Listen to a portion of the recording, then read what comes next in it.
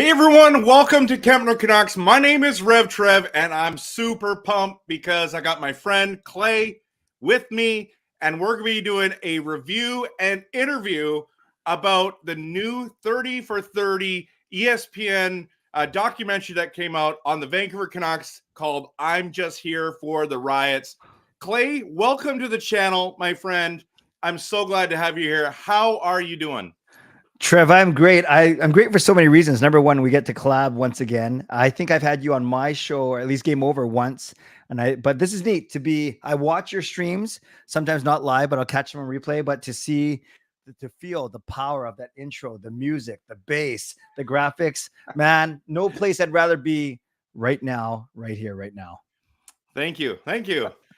Yeah, and we've been talking about collabing for a while, so we've done a little bit, but yeah, it's nice to just connect, and really pumped to have you here. And also now you're a star. You're a star, man. You're on ESPN. I want to ask you a quick question about that. How does it feel? Like, you and I are on YouTube. We make our own content. I mean, a lot of content we make. And by the way, if you guys haven't liked and subscribed Clay's content, he's everywhere. Please follow him. But what does it feel like to be, we're doing our own content, and then all of a sudden you're on TV. Now, you've been on TV a couple times, I think, but this is a different role of being interviewed. What was that like for you? Yeah, no, thank you. I think we share and I'll take everyone behind the curtain. Trev and I text almost on a every 2 or 3 days, talk about content strategies, and it's really good that we're supporting each other in doing this. And yes, YouTube is one thing where you're kind of talking and you're hoping and you're trusting that people are watching and listening and paying attention, and at least trusting you, right? And we don't take that responsibility for granted, both you and I. But yeah, and I've been blessed to be on a couple TV interviews and in studio, but this is something different. Like, this was obviously, it wasn't taped. This was actually, I meid it wasn't live. This was 3 years ago, Trev, and that's kind of the story I want to take you through later. Is this was 3 years in the making. And I didn't know if I'd end up on the cutting room floor. They ended up using 5 voice snippets of me, which is pretty cool. 4 in the first 6 minutes or some minutes, and then 1 later in the show. But yeah, it was really cool just to say now that I'm part of and it's nothing to do with me, but I'm part my friend's documentary that was actually picked up by ESPN 30 for 30, and then of course the sister stations sort of in TSN. Pretty unreal, man. Pretty unreal. But thank you. It's pretty cool. Yeah, I mean, it's probably really surreal. And then you can say, hey, you can say to your wife, hey, listen, I am actually famous, not just in my own mind. So. No, nothing will convince her. That's for sure. Yeah. Okay, well, let's dive into the show because it was quite well done. I was really impressed on how detailed it got. Every angle I was hoping for happened. Oh, good. And so I was like, as a fan, and as someone who's very interested and haven't heard the whole story, and I'm sure there's way more stories to it, but just getting a glimpse into that, I was really impacted on multiple levels, and I was pleasantly surprised. There's also some emotions that I had that I was like, yeah, I haven't thought that part through yet. And partly of that is I knew there was repercussions and consequences, but reminding myself these are real people who made some mistakes, now large mistakes for sure, but I'm all about reconciliation and giving people second chances. That's the kind of guy I am. I'm all about forgiveness, but in a world that does not want to forgive and a world that goes after people and don't stop, I was pleasantly surprised that I had a lot of compassion and thankful that storyline came out. What was something when you were watching it that really kind of spoke to you about the documentary? No, well said, Trev, and I'm happy to answer that. Just really quick question though, just for context. Where were you 2011? Were you watching from home? Were you on the mainland? Were you like what? Well, I was watching from home. My brother was at the game. Okay. And he said, now was he inside? I think he was outside the building. And he was watching it outside in the big crowd, and he literally heard people, win or lose, were rioting. Wow. And so he said when he noticed, like, we're not coming back, he got out of there Yeah. and he was gone. So I kind of felt like I lived a little bit vicariously through my brother. Uh, Yes. but I was shocked again that it happened again in 2011. Oh man, I have so much to say, but I'll focus it on the questions that you asked me, and I'll just trust that I'll say what I'm supposed to say. But yeah, the whole experience, Trev. 13 years later, I'm still using the Riot in my talks. Just on the weekend when I was speaking to those young kids in Terrace, and when I'm talking I'm talking the same language as you here. I talk about being a disciple and making choices that glorify God or don't glorify God. I use that example actually of how so many people were pushed by the instant gratification, right? Power and ego and look at me. And now the repercussions, like you said, are life changing and will be there forever. I agree with you on this for sure. I think sports in particular they're always looking for a redemptive story, right? The redemption story. They're always looking for forgiveness. And I've always said on my shows too, that sports are probably the place where you find the most forgiveness, because people want to see athletes and coaches and fans rise through. But and I'm a person of reconciliation and peace, just like you. Like we have the same values.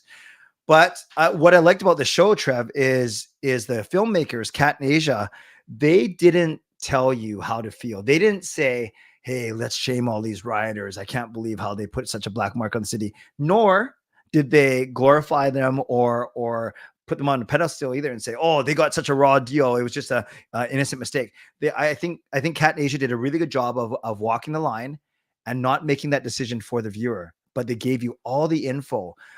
From analysts to players, to broadcasters, to police chiefs, right? To the riders themselves. And they let the viewer make the choice, the decision of what they thought. And some are going to say, throw the book at them. No excuse. There's no excuse for that kind of behavior. And others are going to say, no, these are pretty smart kids or pretty smart people that made one bad mistake and should their lives be ruined because of it. So that's what I took out of it, Trev, to answer your question, is how the filmmakers really just kind of walked the line in the middle and let the viewer decide. Would you agree with that when you were watching that?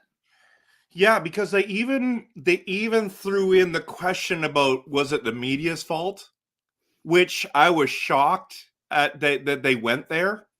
But then showing the banner about like possibility that this could happen again, like why would someone?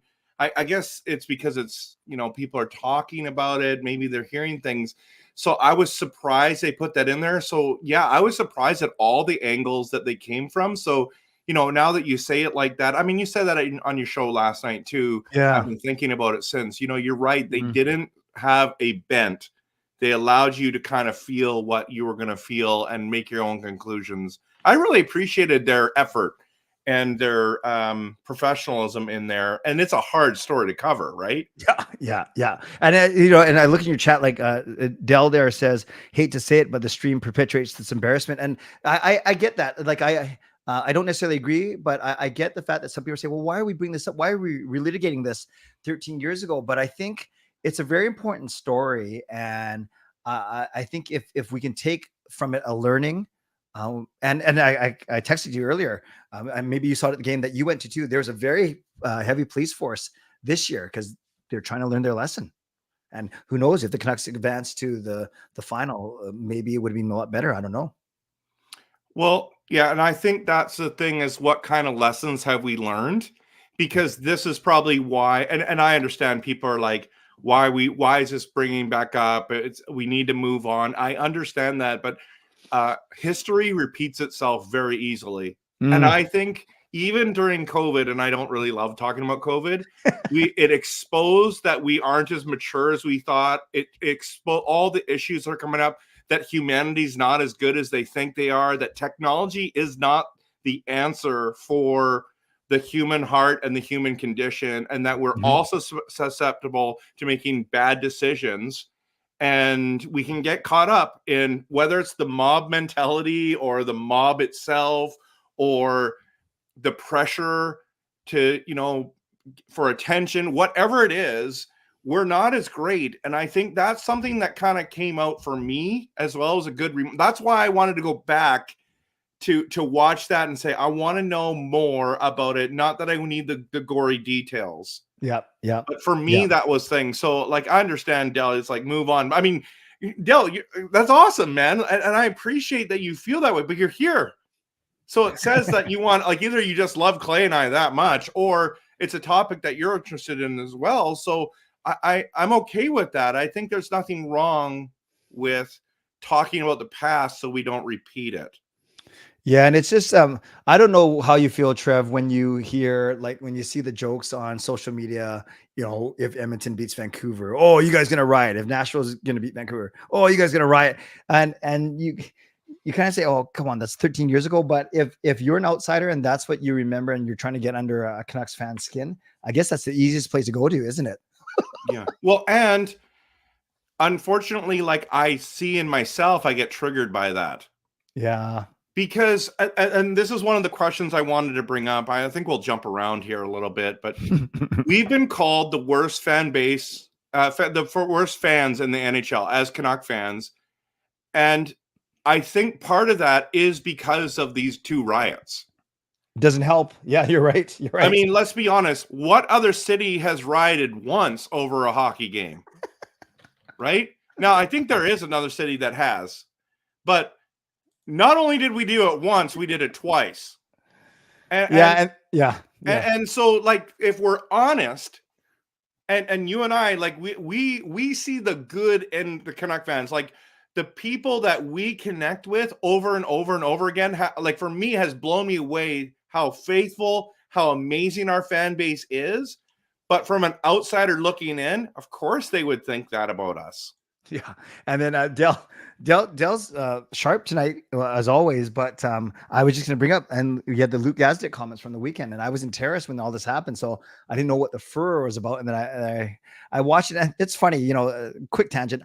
I actually thought Luke Gazdic was pretty good on the panel for first year. I didn't mind when he was on the panel itself, and then I just think he got caught up in it. Like, I kind of said on my show last night, I'm not going to hold it against him. Like, it's but yeah, he called the Canucks fans a bunch of losers.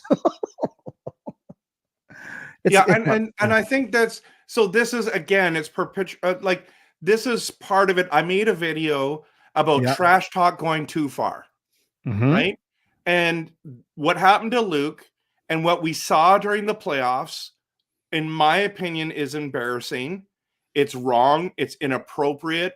But here's the thing. It gets painted as the Canucks, and now you add the riots to it. Then you add all this trash talk to it. And so when people say this is the worst fan base in the NHL, we got to be in that conversation, right? Yeah. And this, it's not stopping. It's going to continue. So the whole Luke comments is, I agree with Luke 1000%. What was being said to him was wrong, was inappropriate. People were going too far. But I also think, as a national voice, you should never talk about a fan base like this. Listen, we are a Canadian fan base. Yeah, we are paying his salary. We are watching his content. We are doing all these. Whether you like us or not, that's one thing. But when you come as a bias towards Edmonton, Canuck fans don't like that. They don't like anything other. You gotta come as a certain level. So I understand why fans are mad. It does not make it okay, though. Yeah. To do what they are doing, and I would encourage all Canuck fans to really think before you hit that send button. Yeah, everyone's pretty tough behind a computer. These are people. It's not just like we take it too far. I feel like I'm kind of a little bit preaching here, but. The thing is like, in all honesty, the Luke thing is embarrassing too. Don't you find? Like, it bothers me that Canuck fans are doing that.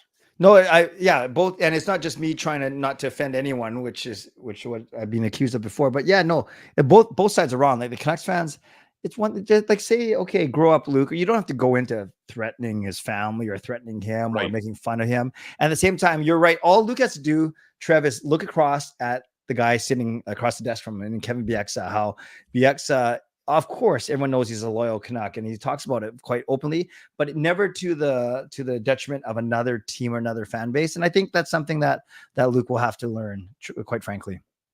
Yeah.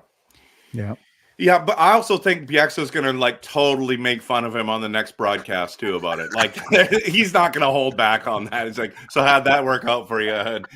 Now, I do think it's weird that Luke has not come and apologized that I've seen yet. I think that's really yeah. strange. Why? Now, I Yeah. understand not apologizing to the people that went too far. I understand that. But to you and I, to the people in our stream that are Yeah. great fans of this sport, and we love hockey, and we even watch other teams at times too, Yeah. like we're the ones that you want to be watching this thing. And so why hasn't he done that? I'm not sure. The fact is, Clay, Great point. how can we get through this, my friend? Like, how can Canuck fans change our bad reputation? It's pretty tough. Like, maybe the reputation of the worst fans, but the best content creators, right? I'm just kidding. So what happens? But I do think, actually, I don't know what's happening in other cities, but I at least in Canada, I don't know. Like, there's some really big ones, of course, but I don't know if there's a city that has as many as Vancouver does, and that's a good thing. We both talked about how it's great when other content creators come on board, because it means that people are excited about the team. You know, this is a really good question, Trev, because if we had won, if we had beat Edmonton and then played Dallas, and if we somehow beat Dallas, and if we were the ones in the Stanley Cup final, I think a lot of us, our shows would be a lot bigger. But I think then I think other fan bases would think we were insufferable, not me and you, but the typical Canucks fan. So I don't know how we can change our reputation. My first thought was, well, Canucks should win a cup, right? And then hopefully see more positive stories, more positive people, content creators, fans, whatever it may be, people interacting. But then it might bring out some you know what I'm thinking as I'm explaining this, Trev. Like even the song that DJ here and ASM put out, that the Canucks song that I actually liked, and I have a deep respect for anyone who puts themselves out there in terms of creating content, whether it's live streams like us or music or whatever it is. And Canucks fans, they don't even need other fans to get mad at us, because the Canucks fans turn on themselves. Like it's the weirdest thing. Like, and I get it. Like a parody song isn't for everyone, but you know what I'm talking about, right? It's just for 2 weeks before the playoffs even started, for a week, it was all about that song and how poor DJ here was getting completely trashed on social media. So my answer to you is I don't know. I don't know how we change our thing, because I think we're always going to find ways to fight with each other. I really do. But here's my thing about this, and I believe, because I follow other sports very heavily, and every was like, this is the worst fan base. I think there are people in every fan base that are toxic, that go too far, it's really hard to say this one is the worst. Now in the NHL, we're in the running because we rioted twice, if we're honest. But yeah, every fan base I've seen, there's people that go too far. And I just think it's weird when everyone's trying to compare, this is the worst and this is the worst. I'm like, everyone, there's great people in every fan base and not so great people. So I do think it just starts though with sometimes with us as content creators, with people that are part of our communities, and just like, hey, what kind of people do we want to be? Yeah. Now, don't get me wrong. I love getting into debates and arguments online. I love going after people. If they want to come with facts, then we can have a conversation. If they just want to do feelings, they're not going to like me too much, like, honestly, because and they can come back to us, like, as Canuck fans, they can say, well, you've rioted, you've never won a cup. And it's like, what am I going to say? There's nothing I can say about that. That's a really good point. And I love your point, Trev, about other fan bases, even in other sports. Like you pick any NFL team and you can find videos of their fans beating each other up, like fans fighting in stadium stands and everything. I'm sure that happens at Rogers too, but you're right. I think it's just so close to home, right? And it's just that we live it and we're part of it. Whereas almost every other fan base in every other sport could probably have a similar conversation, but it's front and center for us right now. Yeah. So what do you think the show's impact is going to have on our, on our sport, on our fan base, on what people are going to think about us from watching that? What do you think is going to be some of the things? I mean, maybe you've already heard some things that people are saying, but I think there's 3 or 4 things, Trev. Number one is across North America, because this is not just TSN. It was picked up by ESPN 30 for 30. By the way, cool story is Cat in Asia, they pitched the show to all of the Canadian major networks and none of them picked them up. Wow. And they went to ESPN, just almost like not a dare. I got to give more credit than that, but they certainly didn't think, after striking out in Canada, they certainly didn't think the big almighty ESPN would pick it up, and they did, which is pretty. I'm very happy for them. So with ESPN's reach, I'm sure there's going to be a perpetuation of this stereotype of a Canucks hockey fan, which is the negative part.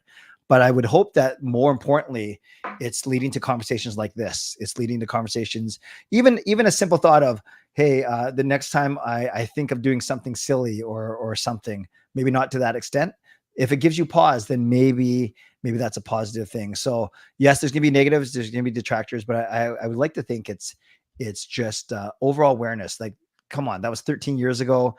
And I refer to it again, the heavy police presence. I think if we can learn from it and be better prepared, then that's good. That's good. And I think it's really good conversation starter as well. I think the one gentleman said really clearly, I was 18 when I did that, and now I'm 30. That was my old self. I'm no longer that kind of person. Yeah. That statement impacted me, and I'm like, you know what? You're right. You're right. I'm not going to hold this on them. Now, was I happy that happened in our city? No. Yeah. Was I embarrassed? Yes. Did I feel like it was a black stain on our city? For sure. Mm-hmm. But at the end of the day, man, those were some tough consequences. Yeah. You have any sympathy for them, Trev? Do you have sympathy for any of the riders? Yeah. I mean, I find myself in this weird tension. I'm like, you know, like when we're drinking and all those kind of things, and like the one, you know, some guys, like I was doing drugs, I was drinking, I mean, you are not in your right mind. I do think a lot of the things that go on in our stadiums are happening because people drink too much. Mm-hmm. Those things do factor, but you made the choice to take those substances. So there's this weird tension that I have when it comes to that. And then sometimes just getting caught up in like, you know, being a little bit rebellious, and all of a sudden it turns into really rebellious, and you're doing things that you never thought you would do. And then, you know, tear gas starts coming, and all of a sudden now you're mad, and you're basically what happened, Clay. And this is what I wanted to kind of talk about, was like, we do have to factor in that there was despair, that there was huge disappointment that we lost the game too. Yeah. Like I thought we were winning in 94, and I thought we were winning in 2011. Like there was no part of me that was like, we're going to lose this. Now, the way we lost in 2011 was worse. 4-0, couldn't even score. Yeah. That was like, I remember for weeks being frustrated about that. And I think maybe I'm just too much of a sports fan. So my question is like, how much of that do we blame on everyone? But we were all in that same headspace. It's just that some people just got caught up in the moment. But I also think made some bad choices before. No, you're right. And I do think there is some validity to the argument that that people were going to start trouble no matter what, Trev, win or lose, that people were going downtown. But I also think it's too easy to say, oh, everyone that was rioting, they aren't true hockey fans, right? Or everyone that was rioting, they came down to start trouble. No, I think there were some pretty sane, dare I say, intelligent hockey people who, exactly what you said, the despair, the emotion, maybe mix it in with a bit of drinking, and you see one guy flip over a car or light something on fire or smash a window, and you don't think about the I presume you don't think about the consequence. You think about what's going to make you feel good at that very moment, right? And judgment be darned. I think that's the tricky part, and that's what the show tried to explore. Yeah. And it's just such a build up too, right? Because, and you know this too, the Canucks were the President Trophy winners. They got through Chicago in an amazing series, and they pretty easily, relatively easily, got through Nashville and San Jose, comparatively speaking. And gosh, we were up 2-0, and then 3-2 on this team, right? Yeah. But here's the other thing, Clay, and I'm not blaming anyone for this, but I pushed back when our motto for that season's for the playoffs is, this is what we live for. I actually talked to a bunch of people about that. I love watching sports and I love watching the Canucks. Yep. But can I tell you, this is not what I live for? Ah. This is not my life. This Yep. is a hobby. This is something I really get passionate. I mean, I think you and I were weird because we're content creators. We go next level. Like not most people don't do what we do. And you're not as weird as me. And I'll just commit that. But what I'm saying is when the statement was, this is what we live for. And everyone's like, I need a cup before I die. Yeah. And it's like, we're getting like into weird levels of like fandom that like my life has nothing like it, whoever wins this year, great. I probably won't remember in how many years who was even in the final. Yeah. You know what I mean? Like I would remember the Canucks won. I remember the Canucks lost in a final. I don't remember any other years. I do think that comes into play that we're feeding into the fandom. And I'm not saying anyone's to fault. It's just that's the weird part about being a fanatic, goes too far. Yes. Yeah. Amen. And what's funny is, and it's funny that we can talk about this, but we can laugh at ourselves because here, look at us spending so much time. I always say time, energy, and money on this team, right? As a hobby. Like you and I both have real jobs, so to speak, yet we choose to do this. We choose to decorate our home offices. We choose to dress up and come on with dozens of total strangers. Well, not all now, but so I get that part. So that part we can look at ourselves and say, okay, we can have some fun that way. But I completely agree with you about this is what we live for. In fact, that was obviously June 2011. In the summer of 2012, I spoke at a youth rally in Victoria, and their theme was "This is what we live for," from a standpoint of turning it around and using the whole, the Canucks thing, and say, no, what we live for. Well, what I know who you and I live for. It might not be everyone in the stream, but now I'm getting preachy. But exactly, I hear what you're saying, but that speaks to what, being a fanatic is where's the perspective? And I think you and I both have healthy perspectives as much as we want to see this team so dearly win. But at the end of the day, we have our God, we have our spouses, we have our children, we have our jobs, we have our health, and just as even more important. But people lost perspective on that night, right? People lost perspective because imagine if it went the other way. If we won the first Stanley Cup in our 50-year history, it would be amazing. And we could actually pass to a better place, being satisfied from a hockey standpoint that we had reached the true holy grail. So I think it's perspective, and everyone's perspective got warped that night because of their expectations. And because of like the experience my brother had and other people, I do think if we would have won, there still would have been a riot. Yeah. It would have probably just been a lower keyed riot. It would have been lower scale. It wouldn't have gone, you know what I mean? I think a lot of people, there were so many emotions that they were going through. I'm not trying to make excuses. Yeah. But I do think that this city would have still rioted because there were people that were planning on that, in my opinion, weren't even there for the hockey game. They were just wanted to cause trouble. Mm-hmm. But it would have been so much less. But I mean, maybe I'm wrong. Maybe it would have just been crazy. Maybe, I don't know. I have no idea. I just get that sense that either way, like people saying either way we're rioting, I think it still would have happened. Maybe I'm wrong. I hope I'm wrong. I hope that it wouldn't have happened. So when someone comes into one of your streams and maybe that you don't know as well, or reaches out to you on Instagram or X and says, hey, you guys gonna riot if you lose? Like today in 2024, Trev, does that still bother you, or do you laugh it off, or is it somewhere in the middle? It bothers me. Yeah. It bothers me not because that is our reputation. Yeah. But it bothers me that they have to go to the low blow.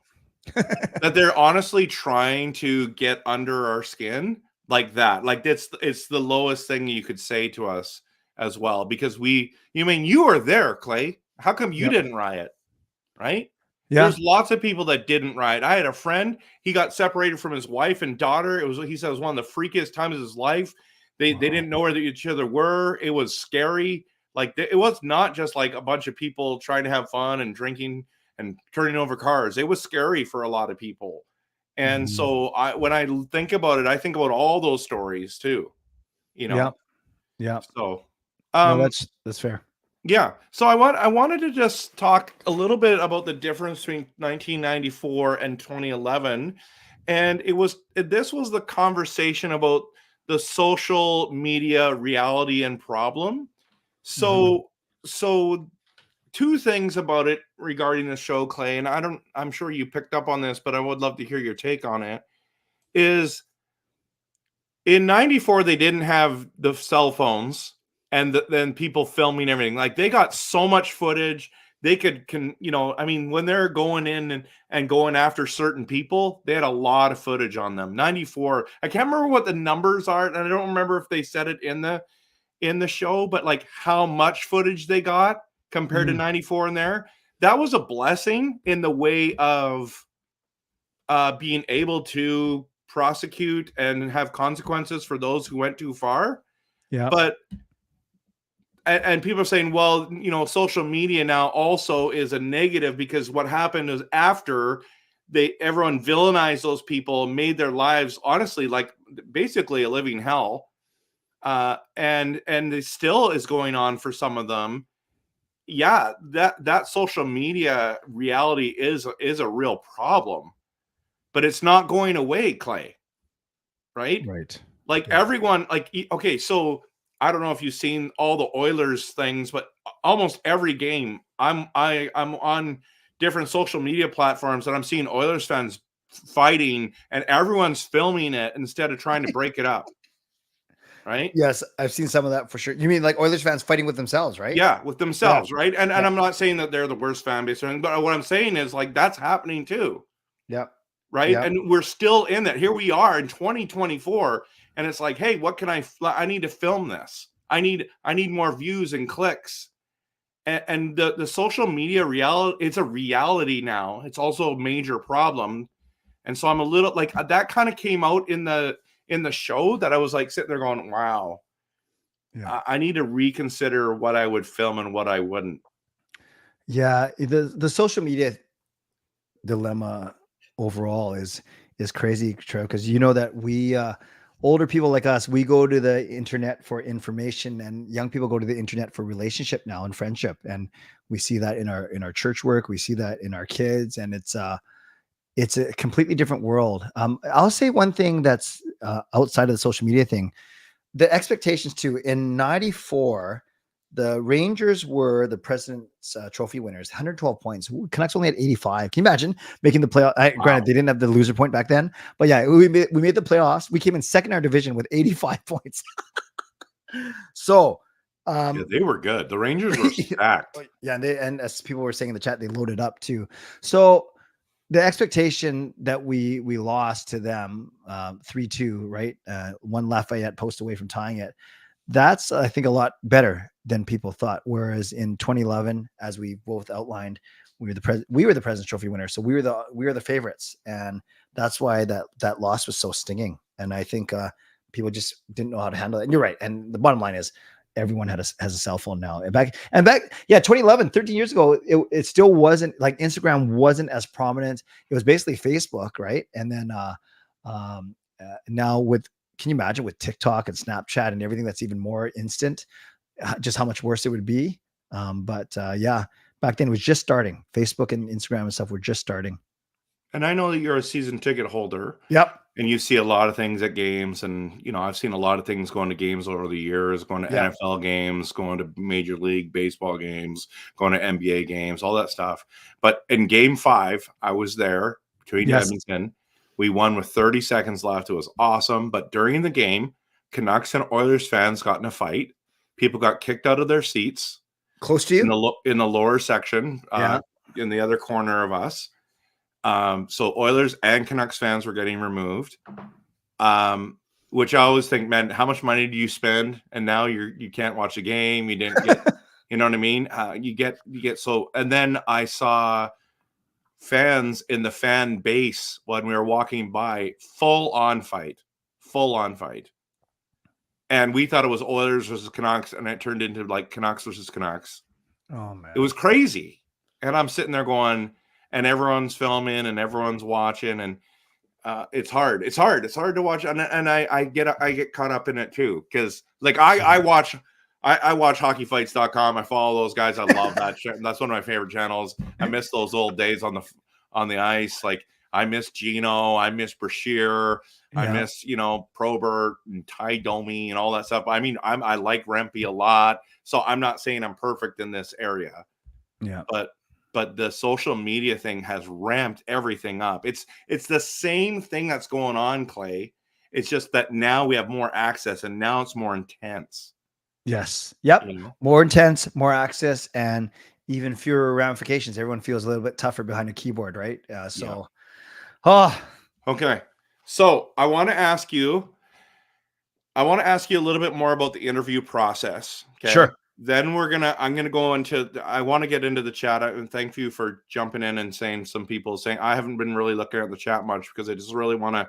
Yeah. I really want to focus on you and just the topic right now. But we're gonna get into. I've got a big question. I want people in the chat to answer, and then I want to open it up for questions for Clay. So be ready. So I'm not going all the way back to the beginning of all the questions and stuff. We're going to start where they are because it's way too many. We've got 158 people in here live right now. Awesome. Please hit that like and subscribe, everyone. I've got so much plans for this summer. This next month, as Clay knows, and he produces so much good content, there are so many storylines. I personally think the Vancouver Canucks are going to be a very different looking team walking into next season. The storylines coming up are going to be awesome, but I've got some stuff planned for after all those things and you'll want to definitely do that. But also, please hit the like and subscribe for Clay. He's one of the best, and he's an encourager and a faithful fan, and he needs your support as well. So thank you, Clay, for being here. And I just wanted to ask you, so the interview process, like how did you get it hooked up to that? Like all of a sudden it's like, hey, like, is it just a random, like we seen you on YouTube or we saw you at game? Like how did you get hooked up with these wonderful ladies? Inside connection, Kat Jamie. So she's the shorter of the two ladies, the Filipina. She did the two Vancouver Grizzlies documentaries, right? Find a Big Country and oh gosh, I can't remember the name of the other one now, but the one about the Grizzlies leaving. And then I've known her just from mutual friends. She went to Little Flower Academy Catholic school, and I'm a Catholic youth worker, as you know. So I knew of her, and I was encouraging her. Wasn't part of the other two Grizzlies shows, but was certainly we would just trade messages back and forth. And then she basically she had Don Taylor and Luongo and the police chief and the rioters and cameramen, everyone, Trev, that you saw on the show. But she wanted the perspective of someone who was there, at the arena that night, who wasn't part of the riot. So the interview process, they did a pre-screen with me on Zoom to make sure that I had something to offer. And that's when I think they recognized my fandom, my content creation, But they didn't need me in the show. Like I didn't bring anything from an influence standpoint. They just wanted my heart and my opinion. So we did it was during COVID. So we did a pre thing on Zoom. Then the first interview was the one I posted pictures from on my social media. That was December 2021. And everything you saw in the show, we did downtown, actually before a Canucks game. I went an hour early, and then we shot, they interviewed me about my experience, and it's actually if you see the clips from the show, the ones they didn't actually talk about my experience of being in the arena after the game ended. My wife Gail texting me, telling me don't leave the arena yet because they're starting to riot. So I had a lot to share that way, but they had other people to tell that part of the story. You might have seen they juxtaposed me. It was kind of cool, Trev. Between me and Don Taylor, they had us kind of narrate what was happening in the game, like Boston scores, right? And that was kind of cool. Then they brought me in about a year later for a second interview, which they actually didn't use any of the footage, which is fine. They have so much to go through. But do you remember when they brought a couple of the rioters and cameramen back, and they almost set up a big screen? Yes. Where they sat in front of it and they watched footage, and then they had like displays, right, of the garbage and some of the paraphernalia and everything. So they actually filmed me, my reaction watching the riot and then walking around this set, but they didn't use any of that, which is fine. So that was the three. It was a Zoom interview, a pre-screen, the actual interview where they got, and then some talking head stuff that they didn't use. And that they worked on that show for about 4 years. I'd say 3 years. and then it got released in a film festival last fall, and now released this basically now. So yeah, a labor of love, but it was pretty cool. So long story to say, it was through Kat, one of the filmmakers who knew me, and then they labeled me as Vancouver Canucks super fan. Well, you are. Well, thanks. Like I was thinking about like what would they say about me, right? When and I'm sorry, I didn't mean to turn around about me. No. Because I was thinking when they called you a super fan, I'm like, well, Clay is that. I'm like, I guess that's what they would call me too. Because because I don't know. The right mind does this, you know. Because I think, and they would probably bounce around, Trev, just for you as they probably did for me, like content creator, YouTuber. But I think they didn't, because 2011 my YouTube wasn't. So I think from a context standpoint, what I was leaning and lending, I should say, was my fanness as opposed to my content creation, if that makes sense. I was hoping they were going to say like next GM for me or something like that. Because sometimes I wish I could be like, advisor to Rick Tocchet about the lines. Yeah. Like there's times where I'm like, I feel like I know what I'm talking about. I mean, but I obviously don't. I don't. I pitched for founder GLCPC, but they didn't agree. So it's okay. Good looking Asian guy. Yeah, no, it didn't fit on the that's screen. where I'm out. Okay. I'm just not there, unfortunately. Okay, so here's the big question that I would love for everyone in the chat is, do you think that Canuck fans will riot again? And I think that's a legitimate question to ask. And I think when people come to me, Clay, in streams or in video content, I've had a lot of people mad at me in the last number of weeks with my content. It's been crazy. And I've made some pretty bold statements. I claim myself to be passionate, realistic, and honest. So I do honest takes. I don't necessarily just try to like toe the company line, but at the same time, just kind of my takes, and this is what I feel. And sometimes even some of the stuff I post, I'm like, yeah, maybe I shouldn't have posted that. But man, people come at you hard and brutal. And that's fine. I understand that's part of it. You got to have thick skin. But when they say, yeah, you guys, you're going to riot again, the way I answer it is, I don't think we're going to. Why do you say that? If we would have beat Edmonton, if we would have won the Stanley Cup this year, I don't think, or even if we lost in Game 7 of the Stanley Cup final, I do not think we would do that. One, showing what happened, right? With all the cell phones now and all the consequences, I think people are thinking twice. Yeah. I don't think that they would, but but maybe I'm too positive about, the lessons learned and thinking that humanity's way better than they were 13 years ago.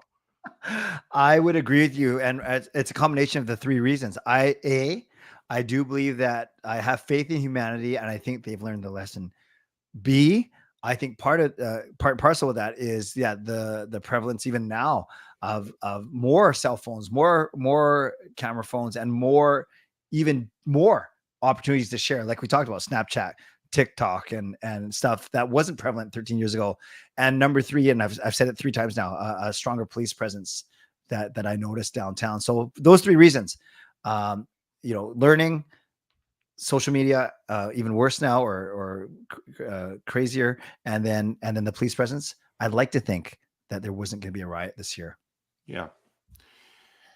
So I'm just going to look into see what people think. They're having fun about that. Yeah, I get kind of passionate in here as well. Okay, so yeah, what do you guys and girls think? Like, do you think that that's a possibility? Because I would really love to hear that. Yeah. Anyways. Yeah, guys, answer the question. Answer the question. Yeah, answer the question, people. Okay, they're not going there. Okay, so Fangirl answered a bit higher. Yeah, she did. Oh, great. Yeah. You know what I love about Fangirl is she always asks great questions. She always does. She is really fantastic at that. It's possible. It's happened twice. It will probably happen again. Oh, yeah. Yeah, that's, maybe you're right on that one. Jeevan says that Edmonton and Montreal rioted as well. I mean, no one talks about that, right? So in Yeah. 2006, so yeah. So it's crazy. Okay, so I want to just open this up to Clay, to say, to ask Clay questions. Is it okay, Clay, if they ask you a few Yeah, of questions? It course. can be about the team. It can be about being on the show. It Sure. can be other things as well, everyone.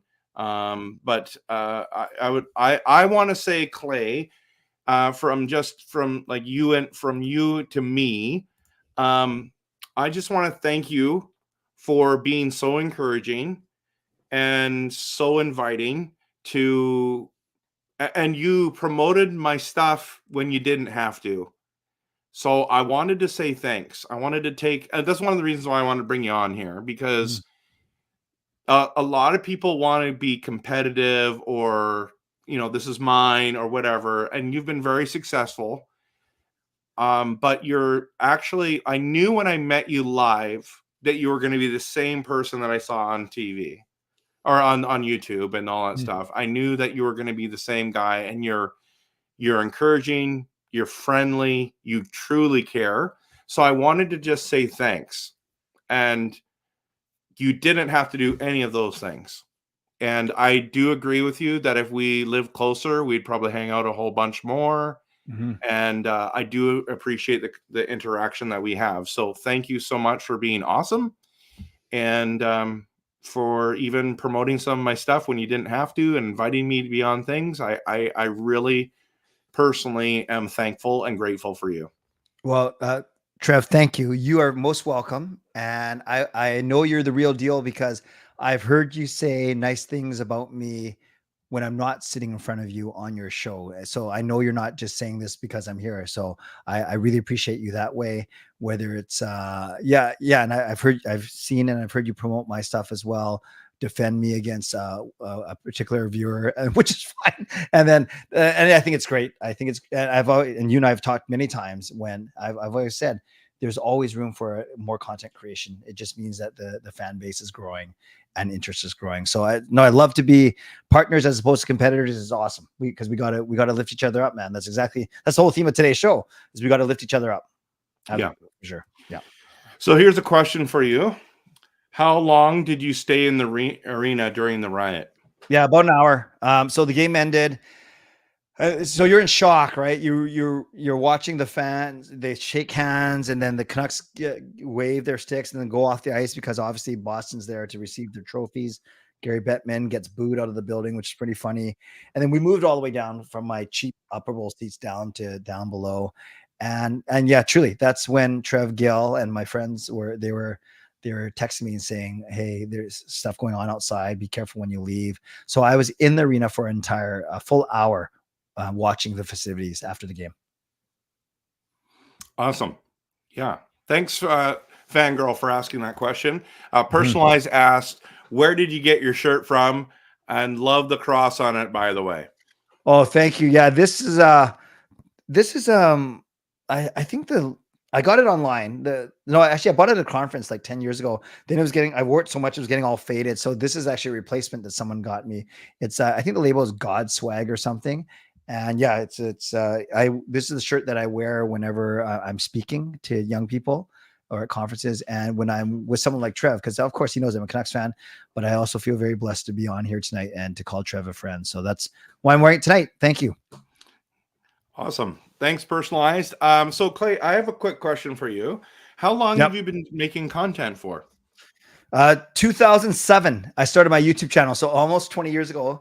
But when I started, Trev, it was faith, family, and ministry. So videos about my wife and kids, videos about what I was doing for youth work in the Catholic Church.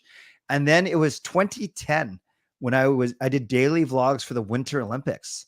So I was downtown filming people, filming reactions, interviewing people. And that got my kind of vlogging bug going. Started to do stuff during 2011, the Cup run, but I certainly wasn't daily. Then I would do sporadic videos, weekly, bi-weekly, all for like 2011, all the way up until probably 16, 17. And then around 16, 17 is when I started to do daily videos. Then COVID, it became nightly live streams. And then that's where we are today. Yeah, that's neat. And you produce a ton of content, like I've mentioned, But like one of the things that you do that I also enjoy doing is sometimes the car stream. Yeah. So I do the truck stream. Yes. And I love it. I love it. And I just think there's times where like I just need to make a video real quick here, and something just broke or whatever. Or sometimes what I do is sometimes too when I'm driving home is I'm practicing a video. Yep. And I'm like, I wish I just filmed this because it was way better now than when I go online. Like that instant reaction stuff is like, wow, like that. Some of the thoughts that I didn't write down because I can't because I'm driving. Yeah. But I love your car streams as well. So your car videos, I mean. Yeah. So here's the thing, Trev. Interesting thing about the car ones is back in the day, I would, especially during the regular season, I would get to work about 15 minutes early, park on a side street and record. And then I get inside, press upload, do like my thumbnails are nowhere close to yours because I can't be bothered. But within 15 minutes, my video's up by 9 o'clock and I'm done for the day. Right. So that's kind of the routine I did during the regular season. And so I would record in my car because it's nice. It's quiet. It's contained. I can hide from my wife and my kids if I'm at home. It's awesome. But then what I ended up doing is when a trade broke, right, or a signing happened, or an injury, I would just at work because I'm pretty flexible. I would just run down to the parking lot, drive away so I'm not in a dingy parking lot for 2 minutes, find some spot, and just go. And you talk about the instant reaction. The pros and cons, the advantage of doing something quickly is it's raw. And I always take Canucks take in one take, don't edit it. And it's not about being the first. Like I'm never going to break news, Trev. Like Elliot Friedman, Rick Dollywall, Thomas Jones, those guys break news. We react to news, right? No one's going to come to RevTrev or to Canuck Clay to be the number one source of Canucks news because we don't break it. We react to it. So the good thing about doing instant reaction is it is indeed instant. The bad thing is oftentimes I'm talking and I don't know what the term of the contract was. I don't know how much the fine or suspension was. So oftentimes I'm reacting to not complete new information, if that makes sense. So that's the catch-22. Maybe that's what you are. You're the best in the business at I don't know that at the instant reaction. Because yes, you might not have all the details, but people, have some of the details and people will even want to know that. But what you do is later on in your stream, you talk about all the details. Right. So if people follow your content, then they see that. So yeah, and no, fair. Thank you. And I think just like you, I'm knowledgeable enough to talk off the top of my head where it might not be it's not inaccurate, but I might not have all the facts, if that makes sense. But I'm smart enough and knowledgeable enough, just like you are, to talk from those facts. Having said that, I got to be careful not to fall in, because no one cares if I'm the first vlog, if you're the first vlog to talk about it.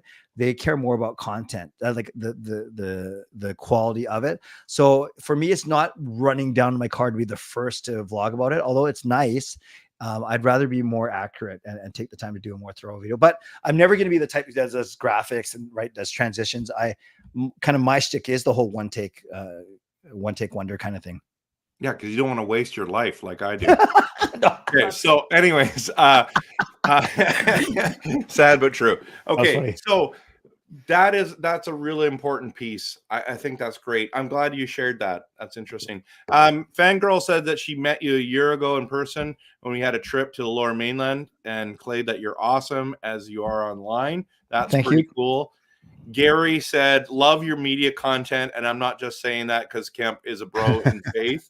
Yeah, Gary does like your content. Him and I are friends. That's awesome. You would really like Gary. If you ever come over the island, there's a number of us that you'd love to meet. They're such great people. But I think about doing that. I'm in 2 weeks in Korea for Jacob's Bowling, 3 weeks in the Philippines. But then Gail doesn't come back for another 2 weeks. So I might do a day trip on a weekend out to the island, I think. You can come stay at my house, man. I've got room. I appreciate that. I'll talk to you, man. I'll talk to you for sure. No pressure. Okay, so Lyndon says, Clay, would you ever have a person that was involved in the riots on your stream? Sure. At this point, yeah. As long as they're not gonna. I was gonna make an easy joke about wrecking my property, but no, we're trying not to do that. Dude, no, I would do that for sure. Especially, I would love to ask a few pointed questions, and just get in their head a little bit. Yeah, I would do that, Lyndon. Nice. That's a good question. Fangirl asks, how awesome was it to get your master's degree? Yeah, thank you, Fangirl. I feel a sense of accomplishment for sure. As you people on my stream know, is 5 years, one course, a term for 5 years. And we'll see what it means in terms of career advancement and things, but it is a nice accomplishment and something I wanted to get done before my 50th birthday, which is in 2 weeks from now. Hey, we actually had someone answer the question. I know there was Fangirl did. Yeah. Todd says, I believe they won't riot again. I'm with you, Todd. I'm trying to believe the best. I hope you're right. Okay, so Roberto says Trev, Clay are both amazing, great live stream. True Canucks fans, love it. Go Canucks, go! Thanks so much for the encouragement, Roberto. Thank you, we Robert. love having you Thank in the you. streams. You're a blessing and you're a great dude. Dell is trying to figure out where I live in Nanaimo. So Clay, like he asked certain questions like, are you in the south? Are you in the north? Are you in the central? Are you in the east? Are you in the west? Are you close to the water? Like, that kind of stuff. And so there was a picture I posted. Sometimes I post pictures on purpose in different areas just to mess up Dell because he won't know, because he knows the area really well. I'll tell you what, unless Trev puts a blindfold on me and brings me into his house, we'll see. I'll see what I can do. I don't think you'd even know where we lived unless I I have no clue. Yeah. Like when we did the watch party, I picked up Japan 4 from the ferry and I drove him around the city showing him cool spots and everything like that. So, but I think he got turned around. Like he couldn't tell you where he was. Because he hadn't been here very. But anyways, probably the same thing would happen to you. But yeah, so he's very interested. He wants to know where I live. So all right, I'll do my best, Del. I'll do my best. Okay, and just a couple more minutes, and then we'll be done here. Sure. But Lyndon says no.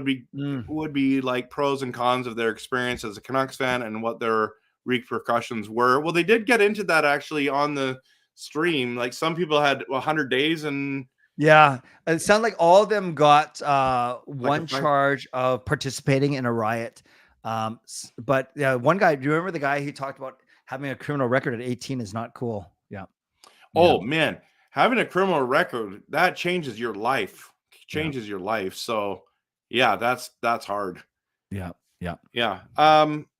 Okay, so Fangirl says, best time to experience Canucks hockey at a decent price. Is it the preseason or regular season? Well, preseason, the trick is, Fangirl, the prices for preseason are the same as regular season, which doesn't make it good value because you're not even seeing a full roster. I would actually go see a game at the start of the season or at the end of the season, because the start of the season, everyone's healthy. And like, remember 8-1 against Edmonton. End of the season, you might be battling for a playoff spot. Every game is so important. First world problems, but January, February, those are kind of rough times to watch a team. Remember, that's when the Canucks kind of dropped off a little bit too after the All-Star break. But to experience a Canucks game at a decent price, if I tell you that preseason is the same as regular season, then go during the regular season for sure. Yeah, and Fangirl, I can kind of answer that as well, because not that I'm a season ticket holder like Clay, but go during when they do the ultimate fan pack. It is the best deal on the planet.